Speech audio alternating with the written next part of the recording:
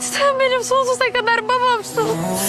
Radyo ve Televizyon Üst Kurulu yani RTÜK, TRT1'de yayınlanan Taşacak Bu Deniz dizisinin 7. bölümündeki şiddet içeren sahneleri için incelemeyi tamamladı. Dizide Adil Kocaeli'nin Fırtına ailesine yönelik intikam sahneleri, fabrika yakma, tir patlatma ve adamların makineleri atılması aile izleyicilerden 150'den fazla şikayet aldı.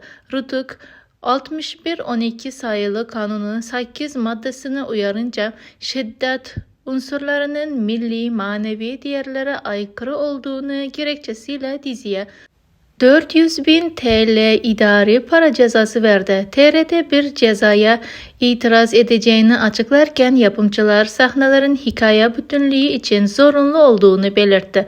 Karar Üst Kurul'un 28 Kasım 2025 toplantısında resmileştirildi ve ceza bir sonraki yayında tebliğ edilecek. Hayranlar sosyal medyada Karadeniz kültürünü sansürlemeyin etiketiyle kampanya başlattı.